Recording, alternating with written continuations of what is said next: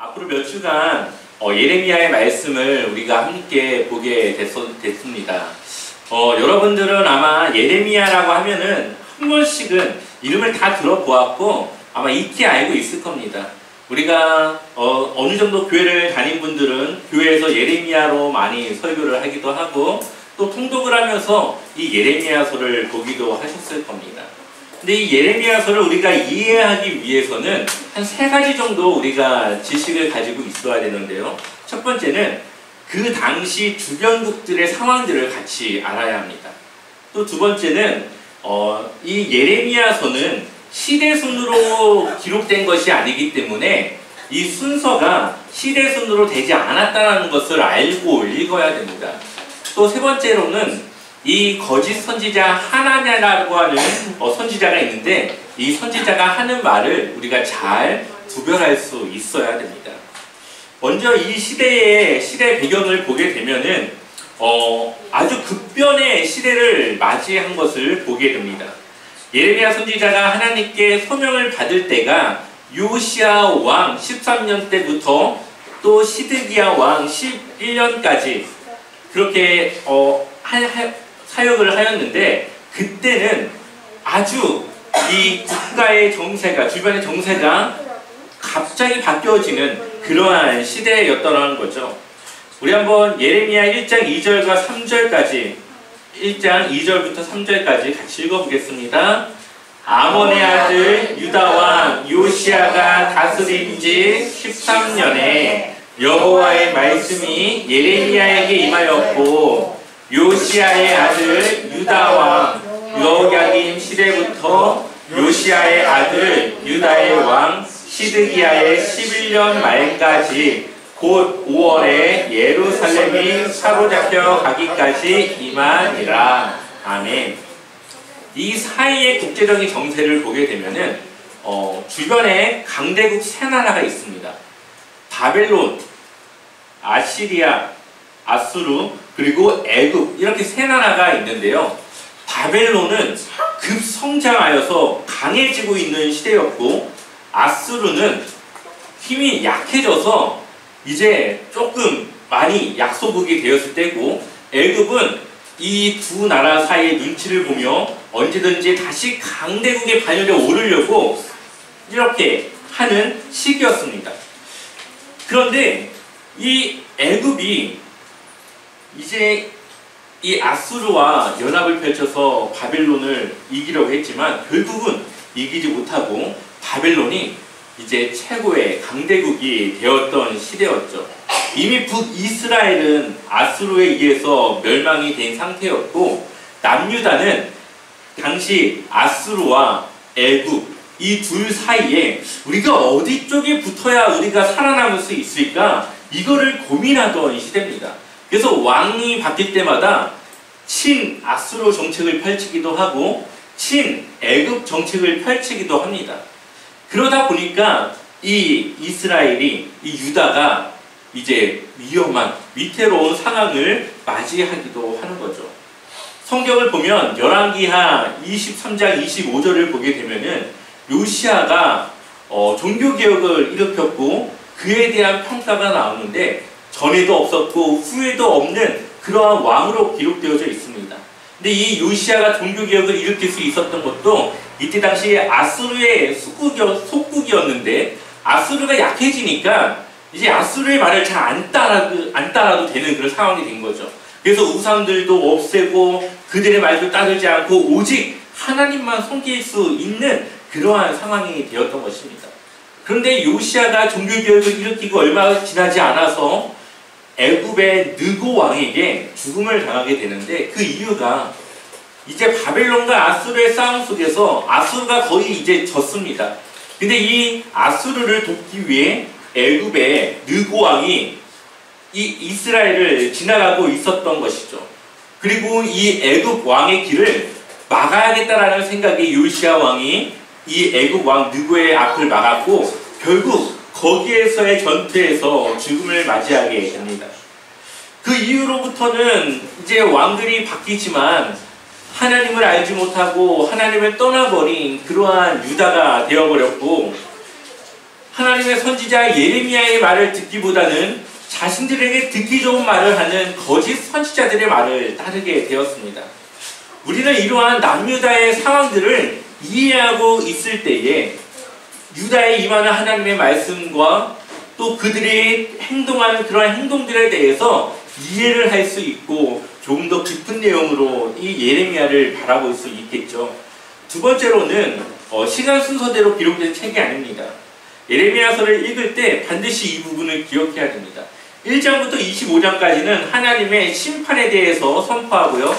26장부터 52장까지는 하나님의 심판에 하나님께서 그들을 회복할 것이라고 하는 메시지가 더해져서 선포가 되게 됩니다.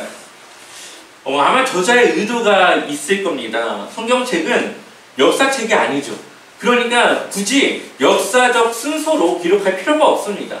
하나님께서 주신 말씀을 이 책을 보는 우리가 하나님이 어떠한 메시지를 주는지를 좀 더 잘 정리하기 위해서 아마 이 예레미야서를 쓴 저자는 그러한 것들을 생각을 하고 순서에 상관없이 하나님의 메시지를 우리가 잘 알아들을 수 있는 순서대로 이 성경을 기록하였을 것입니다.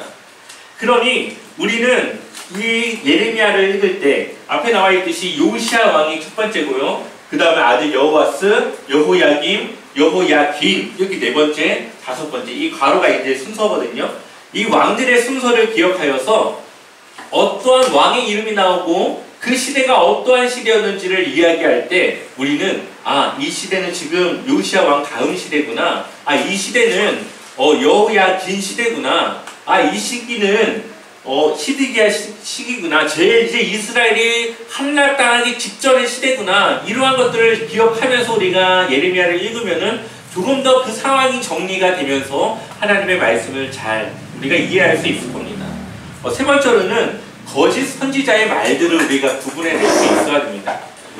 우리가 집중하지 않고 읽다 보면은 하나님이 두 가지 선지자들에게 이야기를 하는 걸로 이해가 될 수 있기 때문에 그렇죠. 이때 당시 거짓 선지자가 있었는데 남유다는 영적으로 어둡고 하나님의 말을 구분해낼 수 있는 영적 상태가 아니었기 때문에 거짓 선지자 하나냐가 하는 말들을 따릅니다. 왜냐? 그 하나냐는 이 유다가 듣고 싶은 말을 전했거든요. 근데 예레미야는 하나님이 하고 싶은 말을 전하니까 이 유다가 그것을 듣고 싶지 않은 마음, 자신들이 생각하지 않았던 그 말씀, 메시지가 나오니까 그들은 예레미야를 거짓 선지자처럼 취급하고 거짓 선지자였던 하나냐를 마치 하나님의 선지자로 착각하며 그의 말을 따랐습니다. 하나냐가 어떠한 말을 했느냐? 예레미야 28장 11절 같이 읽어볼까요? 함께 읽어보겠습니다. 그리고 하나냐는 온 백성이 보는 앞에서 이렇게 말하였다. 나 주가 말한다. 내가 2년 안에 바벨로니아 왕 느부갓네살의 멍에를 모든 민족의 목에서 벗겨서 이와 같이 꺾어버리겠다. 예언자 예레미야는 그 자리를 떠났다. 아멘. 하나냐가 뭐라고 전합니까? 하나님이 2년만 버티면 곧 회복시켜 주실 겁니다 하면서 하나님이 자신에게 그런 말을 전했다라고 이야기를 하고 있죠. 이것을 우리가 잘못 오해하면 왜 하나님은 이렇게 회복한다고 했는데 왜 또 회복을 안 시켜주셨지? 이렇게 예레미야를 이해할 수가 있습니다. 그렇기 때문에 우리는 거짓 선지자의 말인지 아니면 예레미야를 통한 하나님의 말씀인지를 잘 구분하여서 우리가 하나님의 이 선포된 메시지가 혼동되지 않도록 우리는 잘 구분해낼 수 있어야 됩니다. 결국 이 거짓 예언을 했던 이 하나냐는 예레미야 28절 15절을 보면 이제 그에게 예레미야를 보냅니다. 예언자 예레미야는 예언자 하나냐에게 말하였다. 하나냐는 똑똑히 들으시오. 주님께서는 당신을 예언자로 보내지 않으셨는데도 당신은 이 백성에게 거짓을 믿도록 하였소 라고 하면서 그에게 죽음을 선고합니다. 그리고 얼마 후에 하나님께서 그에게 선포하신 대로 죽음을 당하게 되죠. 우리 그리스도인들이 하나님의 말씀을 구별해낼 수 있어야 됩니다. 요즘은 TV를 틀어도 인터넷을 들어가도 언제든지 말씀을 들을 수 있습니다. 근데 그 말씀들 중에는 우리가 들어서 유익이 되는 말씀도 있고 들어서 우리의 신앙이 올바른 길로 가지 못하게 하는 말씀들도 있습니다. 그런데 많은 목회자들이 성도들의 호응을 얻고 지지를 얻기 위해서 하나님이 주시는 말씀보다도 그 성도들이 원하는 말씀을 선포할 때가 있죠.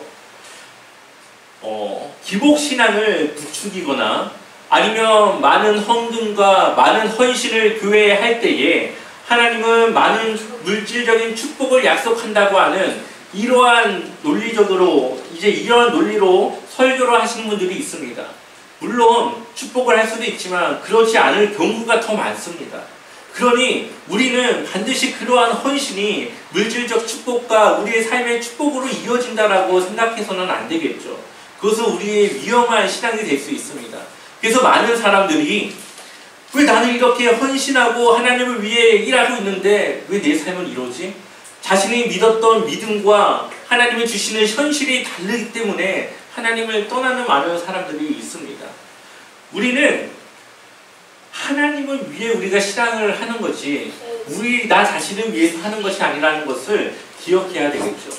신앙이라고 하는 것은 내가 원하는 대로 사는 것이 아니라 하나님께서 원하는 삶을 살아가야 되는 것입니다. 지금도 거짓 선지자 하나님과 같이 활동하는 그런 목회자들의 말씀을 우리는 주의해야 합니다. 믿음은 세상을 의지하는 것이 아니라 하나님의 말씀에 순종하며 따르는 삶을 살아가는 것입니다.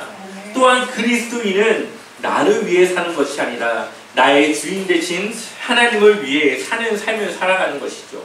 그러니 우리의 신앙은 나 중심의 신앙에서 하나님 중심의 신앙으로 돌아서는 그러한 신앙이 주님이 원하시는 신실한 신앙이라는 것을 우리는 기억해야 되겠죠. 우리는 오늘 그러한 한 사람을 볼 수가 있습니다. 바로 예레미야라고 하는 하나님의 선지자였습니다. 예레미야를 잘 보면 그가 우리에게 많은 공감을 줍니다. 그가 선지자지만 하나님께 할 말 못할 말을 다 합니다. 하나님 앞에서 자신의 생일을 저주하기도 하고 자신이 하나님께 속았다라고까지 이야기를 합니다. 우리가 선지자로서 평소에 보지 못했던 그런 모습들이 이 예레미야를 통해서 보여지게 되는데 그 이유는 자신이 굳이 선지자를 하고 싶지 않다고 하는데도 하나님은 그에게 강제로 선지자를 시켰습니다. 그리고 그를 구원하겠다라고 이야기하지만 그가 느끼는 삶은 도저히 하나님의 구원이라고는 찾아볼 수 없는 삶을 맞이하게 됩니다. 그렇지만 그는 하나님의 말씀 전하는 것을 그만두지 않습니다. 또한 그렇게 하나님께 할 말 못할 말 다 하면서 하나님께 투정 부리는 그 예레미야를 하나님은 이해하시고 그의 투정을 받아주시는데 우리는 그러한 하나님의 모습에서 부모와 같은 그런 사랑을 주시는 하나님을 느낄 수 있는 것이죠. 우리 한번 예레미야 1장 2절을 같이 읽어보겠습니다. 아몬의 아들 유다왕 요시야가 다스린 지 13년에 여호와의 말씀이 예레미야에게 임하였고 아멘. 요시야가 남유다를 다스린 지 13년에 예레미야에게 하나님의 소명, 부르심이 주어지게 됩니다. 그를 선지자로 부르시는 것이죠. 그리고 그 이후의 말씀을 보면 그가 태어나기도 전에 태에서 만들어지기도 전에 그를 선지자로 세우기를 구별하였다라고 말합니다. 예레미야 1장 5절 말씀 같이 읽어볼까요? 함께 읽겠습니다. 내가 너를 모태에서 짓기도 전에 너를 선택하고 내가 태어나기도 전에 너를 거룩하게 구별해서 뭇 민족에게 보낼 예언자로 세웠다. 아멘. 우리 같은 사람은 우리는 이렇게 하면은 정말 감사하다고 하나님의 일을 할 것 같은데 예레미야는 하나님의 소명을 거부합니다. 6절을 보면 내가 아뢰었다. 그러니까 예레미야가 이야기를 한 거지 하나님께. 아닙니다. 주 나의 하나님, 저는 말을 잘 할 줄 모릅니다. 저는 아직 너무나 어립니다. 라고 고백하면서 저는 선지자 하지 않을래요 라고 이야기를 한 거죠. 그런데 하나님은 그냥 그를 강제로 선지자로 세워버립니다. 근데 이 6절에 대한 말씀에 대한 학자들의 의견이 좀 있습니다. 여기서 개정 성경에는 저는 아이라 이제 이야기를 하는데 그 아이라고 하는 부분, 그것이 그냥 말을 못하는 것인지 아니면 그의 나이까지도 어린 것인지 이 학자들 간의 의견이 있습니다. 일반적으로 많은 학자들은 예레미야가 20세가 넘어서 선지자를 활동할 수 있을 때에 하나님께서 그를 부르셨고, 그가 모세와 같이 말을 잘하지 못하기 때문에 자신을 아이라고 이야기했다라고 생각을 합니다. 다만 문제가 있다면, 그렇게 보면 성경에 나오는 역사적인 사건과 예레미야의 나이가 잘 맞지가 않습니다. 또한 그렇다면 예레미야가 이 요시야 왕이 행하는 종교개혁을 보았을 텐데 예레미야에는 종교개혁에 대한 내용이 빠져있죠. 이것이 잘 설명이 되지가 않습니다. 그래서 사람들은 낮은 연대를 또 주장합니다. 그러니까 요시야 왕이 13년, 다스린 지 13년 되는 해가 주전 627년인데 그때 예레미야가 태어났다고 보는 겁니다. 그러면은 대략적인 이 연도가 이제 맞아 떨어지게 되는데 이렇게 되면 또 문제가 뭐냐? 그러면은 이 예레미야가 활동할 당시에는 아수르가 멸망한 이유인데, 그러면은 어떻게 이 예레미야가 아수르에 대한 말씀들을 기록했느냐? 이것이 또 문제가 되기도 합니다. 그래서 사람들은 제3의 가능성에 대해서 열어놓습니다. 1장 2절에 소명에 대한 부분들을 그대로 봤대. 요시야 왕 13년에 그가 소명을 받은 것을 그대로 봤대. 그때의 예레미야의 나이를 한 7세에서 8세 정도에 받은 걸로 생각하는 거죠. 어린 사무엘을 하나님께서 부르셨던 것처럼 예레미야 또한 그렇게 하나님께서 부르셨다라는 것으로 이제 생각하는 겁니다. 그러면은 예레미야가 어렸기 때문에 요시야 왕의 종교개혁에 대한 부분들이 예레미야서에서 빠진 것도 설명이 되고요. 그리고 그 이후의 사건들과 이 예레미야의 나이도 맞아떨어지기도 하고, 그리고 맨 처음 학자들의 의견을 따르게 되면은 하나님께서 예레미야에게 결혼하지 말라고 이야기를 하는데 그때가 그러면은 30살이 넘어가게 됩니다. 근데 이때 당시 이 이스라엘은 10대 후반에서 20대 초반이면 다 결혼할 텐데 너무 하나님께서 그 말을 늦게 했다라는 거죠. 근데 예레미야가 7세에서 8세 정도의 소명을 받았다라고 치면 그 나이 또한 얼추 맞아 떨어지게 됩니다. 그래서 이 삶의 가능성에 대해서도 학자들은 열어놓고 있습니다. 어떤 것을 받아들이고 어떤 것을 믿어도 상관없습니다. 우리가 어떤 것을 믿는다고 해서 성경을 잘 못 보는 건 아니기 때문에 그렇죠. 중요한 것은 예레미야는 하나님의 부르심을 받았고 하나님께서 부르심을 이제 예레미야가 받고 활동할 선지자라는 것을 인정하면 되는 것이죠. 다시 본문으로 돌아와 보겠습니다. 그래서 혹시 여러분들이 예레미야서를 읽으면서 좀 뭔가 안 맞는 부분이 있을 거라는 생각을 할 수도 있기 때문에 이러한 이야기를 여러분들에게 좀 전해드립니다. 다시 본문으로 돌아와서 보면요. 자신의 부족함으로 선지자의 소명을 거부하지만 하나님은 그를 그냥 선지자로 시킵니다. 예레미야 1장 7절과 8절을 보면 여호와께서 내게 이르시되 너는 아이라 말하지 말고 내가 너를 누구에게 보내든지 너는 가며 내가 내게 무엇을 명령하든지 너는 말할지니라. 너는 그들 때문에 두려워하지 말라. 내가 너와 함께하여 너를 구원하리라. 나 여호와의 말이니라 하시고. 아멘. 예레미야가 해야 될 일은 하나님의 말씀을 그대로 전하는 것이었습니다. 하나님이 보내면 가고 명령하면 그것을 전하는 것이 그가 해야 될 일이었습니다. 그리고 하나님이 그에게 약속을 하시는데 8절을 보면 내가 너와 함께하여 너를 구원하리라. 그러니 두려워하지 말라. 그렇게 말합니다. 누구의 말이라고요? 나 여호와의 말이니라. 이 나 여호와의 말이니라 이 말을 우리는 이걸 하나님의 확실한 보장으로 생각을 해야 됩니다. 하나님께서 자신의 말이라고 하면서 했던 그 말들에 대해서는 하나님께서는 반드시 지킨다라는 약속이 들어있는 것이거든요. 그런데 예레미야의 삶을 보면 정말 하나님은 그를 지키신 것이 맞나? 라는 생각을 하게 됩니다. 우리 한번 예레미야 18장 18절을 읽어볼까요? 함께 읽어보겠습니다. 그들이 말하기를 오라 우리가 학계를 내어 예레미야를 찾자. 여호와께서 율법이 지혜로운 자에게서 책략이 선지자에게서 말씀이 끊어지지 아니할 것이니 오라 우리가 혀로 그를 치고 그의 어떤 말에도 주의하지 말자 하나이다. 아멘. 사람들이 이 예레미야에 있는 주변 사람들은 언제든지 이 예레미야를 고통당하게 하려고 그를 잡으려고 그렇게 기회만 노리고 있고요. 그가 전하는 선지자의 말을 마치 거짓 선지자의 말인 양 여기고 있습니다. 그러니 예레미야가 얼마나 사람들이 만나기가 두렵고 말씀을 전하러 어디든지 가야 되는데 그 상황들이 얼마나 두렵고 떨리겠습니까? 또한 자신이 하나님의 말씀을 전함에도 불구하고 자신의 거짓 선지자처럼 여기는 그 사람들의 말이 얼마나 치욕스럽고 얼마나 억울하게 느껴졌을까요? 그는 육체적으로도 매우 힘든 상황들을 마주하게 됩니다.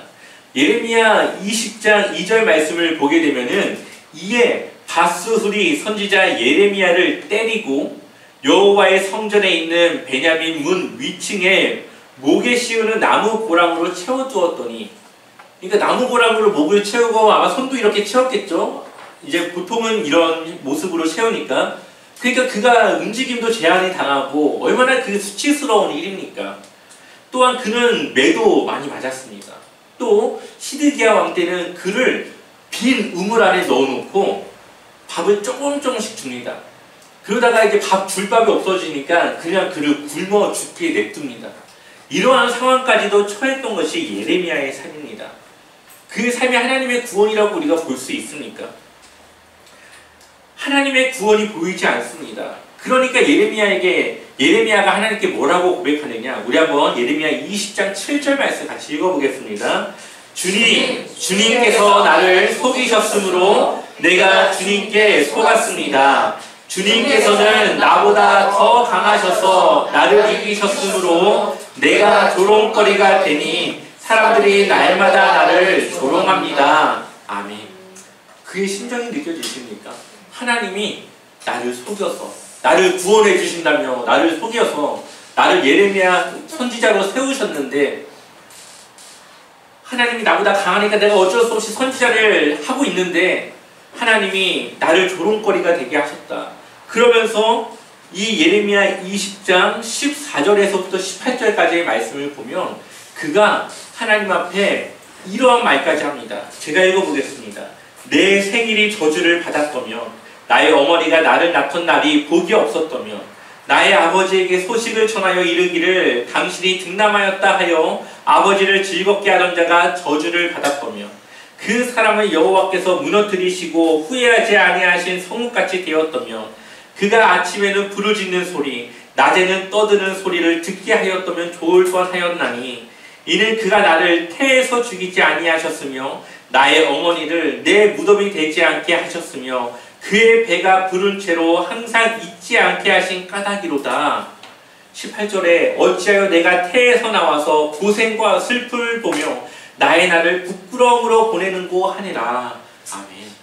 자신이 태어난 날이 다른 사람들에게는 기쁨이고 행복이고 떠드는 그러한 일이었지만 지금 자신의 이 태어난 날은 자신에게 저주이고 너무나도 힘들고 차라리 자신이 태어나지 않았다면 이러한 고통을 당하지 않았을 거라고 하는 말을 하나님께 하고 있는 것이죠. 그래서 그도 예레미야도 하나님의 말씀을 안 전하라고 했습니다. 9절 말씀을 보니까 20장 9절 말씀을 보니까 내가 다시는 여호와를 선포하지 아니하여 그의 이름으로 말하지 아니하리라 하면 나의 마음이 불붙는 것 같아서 골수에 사무치니 답답하여 견딜 수 없나이다. 그러니까 하나님의 말씀을 안 전하려고 하니까 내 마음에 불붙는 것 같아서 이걸 참을 수가 없어서 하나님의 말씀을 다시 전할 수밖에 없었다라는 거죠. 그러니 예레미야는 말씀을 전하지 않으면 이 안에 내적인 고통이 있고 또 말씀을 전하면 외적인 육체적인 고통을 당해야만 했습니다. 그가 어떻게 하나님의 구원을 받는다고 우리가 볼 수 있습니까? 근데 하나님의 말씀을 전하는 선지자로서 그가 당해야 될 그의 십자가였던 것이죠. 근데 중요한 것은 마지막 이스라엘 백성들이 바벨론의 포로로 들어가고 예루살렘 성이 함락되고 많은 사람들이 혼란스러운 그때에 예레미야는 자유롭게 자신의 길을 선택할 수 있는 그러한 위치에 서 있었다는 겁니다. 그의 생명은 하나님께서 지키셨고 그의 안전을 보장하셨고 그가 가야 할 길을 하나님은 그에게 알려주십니다. 누구보다 자유롭고 누구보다 그러한 상황에 영향을 받지 않은 것이 바로 예레미야였다는 거죠. 하나님이 생각하는 구원과 우리의 구원이 다를 수 있습니다. 하지만 우리가 하나님이 언제나 우리를 가장 안전한 길로 인도한다는 것을 우리는 기억하고 그래도 하나님을 믿고 따라야 되는 것이죠. 그렇다면 예레미야는 어떠한 말씀을 하나님께 전했을까요? 당연히 회개하고 돌아오라고 전했습니다. 예레미야 4장 1절부터 4절까지를 보면 이스라엘아 정말로 내가 돌아오려거든 어서 나에게로 돌아오너라. 나 주의 말이다. 내가 싫어하는 그 역겨운 우상들을 내가 보는 앞에서 버려라. 내 마음이 흔들리지 않게 하여라. 내가 주의 살아계심을 두고 진리와 공평과 정의로 서약하면 세계 만민이 나 주를 찬양할 것이고 나도 그들에게 복을 베풀 것이다. 참으로 나 주가 말한다. 유다 백성과 예루살렘 주민아 가시덤불 속에 씨를 뿌리지 말아라. 묵은 땅을 갈아엎고서 씨를 뿌려라. 유다 백성과 예루살렘 주민아 너희는 나 주가 원하는 할례를 받고 너희 마음의 포피를 잘라내어라. 그렇지 않으면 너희의 악한 행실 때문에 나의 분노가 불처럼 일어나서 너희를 태울 것이니 아무도 끌 수 없을 것이다. 아멘. 예레미야 3장부터 이어지는 하나님의 그 돌아오라고 하는 선포의 말씀을 보게 되면은 하나님의 정말 그 간절한 마음이 느껴집니다. 그들이 돌아오지 않으면 하나님이 그들을 심판해야 되는데 하나님도 그들을 심판하고 싶지 않으시니까 지금이라도 돌아와서 그 가시덤불을 갈아엎고 새롭게 씨를 뿌려서 새롭게 되라고 말하지 않습니까? 너희의 육체적인 할례가 중요한 것이 아니라 너희의 마음이 새롭게 되어지는 마음의 할례를 받아서 다시 나에게로 돌아오라. 그러지 않으면 분노가 불처럼 일어나서 너희를 태울 수밖에 없다 하며 그들에게 돌아오라고 말합니다. 그래서 그들이 돌아왔을까요? 돌아오지 않았죠. 그러니까 결국은 이 예레미야가 무엇을 전합니까? 너희 그냥 바벨론에게 항복해. 그냥 그들에게 잡혀가. 순순히 잡혀가. 그럼 너희 생명을 살 수 있어. 이것을 전하지 않습니까? 결국은 최후의 방법이 그냥 항복하라고 말하는 것밖에 없었습니다. 예레미야 38장 17절 말씀을 같이 읽어볼까요? 같이 읽어보겠습니다. 예레미야가 시드기야에게 이르되 만군의 하나님이신 이스라엘의 여호와께서 이와 같이 말씀하시되 내가 만일 바벨론 왕의 고관들에게 항복하면 내 수명이 살겠고 이 성이 불사름을 당하지 아니하겠고 너와 내 가족이 살려니와. 아멘. 그러니까 이제 하나님의 이 심판을 돌이킬 수는 없고요. 심판을 당해야 하는데 그냥 항복하고 바벨론에 끌려가면 생명을 살 수 있어. 그러니까 목숨만을 살려줄게 이거죠 지금 하나님이. 근데 이 시드기야 왕이 자신이 그렇게 하면 바벨론 사람들이 자신을 조롱하고 야유를 보낼까봐 그것이 두렵고 자존심 상하니까 그렇게 하지 않습니다. 결국 어떻게 될까요? 시드기야가 보는 앞에서 그의 아들들이 죽임을 당하고 그 두 눈을 빼어서 시드기야의 두 눈을 빼어서 그대로 이 바벨론에 잡혀가게 됩니다. 결국 생명도 지키지 못했고 자신의 그 조롱거리는 더 비참한 상황이 되어지게 된 거죠. 우리가 살 길은 하나님의 말씀에 순종하며 행하는 것이라는 것을 보여주고 있습니다. 그렇다면 하나님은 이스라엘을 버리셨을까요? 아니죠. 하나님은 여전히 이스라엘을 구원하시고자 그들을 회복하시고자 그 이후에 플랜 B의 계획을 세워놓고 계십니다. 이제 곧 바벨론과 여러 나라들의 전쟁이 시작됩니다. 그 전쟁은 아주 크기 때문에 그 나라들 사이에 껴있는 이스라엘이 그 전쟁에 감당할 수가 없습니다. 그래서 하나님이 그들을 어디로 보냈어요? 바벨론으로 보냈죠. 하나님의 심판이지만 그것은 이스라엘, 이 유다를 지키고자 하는 하나님의 방법이었습니다. 이때 당시 어디가 가장 안전한 나라일까요? 바벨론이겠죠. 가장 강대국이니까. 그러니까 그들에게 심판을 보내지만 거기에는 하나님의 사랑이 있었다는 겁니다. 그들이 있어야 될 가장 안전한 나라 바벨론으로 보내서 그들의 생명을 지키고자 하는 하나님의 은혜가 그 안에 있었다는 거죠. 그럼에도 그들에게 구원의 열매를 하나님은 맺길 원했습니다. 우리가 하나님께 속한 하나님의 백성일 때에 우리는 하나님의 그러한 은혜 안에 있다는 거죠. 우리는 하나님의 그러한 은혜를 기억할 수 있어야 됩니다. 그래서 하나님은 결국 이스라엘, 유다를 어떻게 합니까? 새롭게 하십니다. 바벨론에 있는 동안에 그들을 초기화시켜버리는 겁니다. 그냥 리셋시켜서 다시 처음부터 시작하게끔. 예레미야 18장 4절을 보니까 진흙으로 만든 그릇이 토기장이의 손에서 터지매 그가 그것으로 자기 의견에 좋은 대로 다른 그릇을 만들더라. 아멘. 이전에 이 이스라엘은 하나님이 원하던 모습이 아니었으니까 다시 그들을 짓이겨서 새롭게 만드는데 그 작업이 바로 바벨론에 갔다가 70년 후에 돌아오는 그 일이었죠. 오늘 우리가 예레미야의 말씀을 통해 볼 수 있는 확실한 은혜는 구원을 이루시는 하나님이십니다. 그렇게 하나님을 떠나 살았던 이스라엘도 하나님은 데리고 와서 다시 사용하기를 원하시죠. 하나님은 그들을 버리지 아니하시고 그들을 떠나지 아니하십니다. 하나님은 우리를 통해서도 구원의 열매를 맺기 원하십니다. 또한 예레미야와 같이 우리는 어떠한 상황 속에서도 하나님의 말씀에 순종하는 삶을 살아가야 되겠죠. 예레미야가 우리에게 보여주는 삶은 쉽지 않습니다. 두렵지만 하나님의 말씀을 전해야 되고 두렵지만 순종해야 될 때가 있었습니다. 우리도 그럴 때가 있지 않습니까? 우리가 받아야 될 그 손해와 우리가 받아야 될 그 조롱과 우리가 받아내야 될 그런 나의 그런 수치와 억울함들이 우리는 때로는 우리를 두렵게 하지만 우리가 하나님의 말씀에 순종해야 된다면 우리는 그것을 감당해내야 된다는 거죠. 그것이 바로 예수님께서 우리에게 보여주신 사랑의 삶이고 그 사랑을 우리가 받았다면 우리가 그 사랑을 또한 전해야 되는 것이 우리의 삶입니다. 때로는 우리를 속이는 것 같은 생각이 들 때가 있습니다. 내 생각과 다른 현실을 우리가 마주할 때에 하나님이 나를 구원하실까? 하나님이 나와 함께 하시는 것이 맞나? 라는 생각을 할 때가 있죠. 하지만 우리는 하나님의 마음과 눈으로 우리의 삶을 바라볼 수 있어야 될 것입니다. 지금 내 어려운 현실에 낙심하고 실망하기보다는 오히려 그러한 우리의 삶이 하나님의 말씀에 제대로 순종하고 살아가고 있다는 것을 증명하는 삶이 될 수도 있는 것입니다. 하나님이 원하시는 우리의 삶은 믿음으로 살아가는 삶입니다. 어떤 상황 속에서도 믿음을 잃지 않고 하나님을 의지하고 살아가는 삶.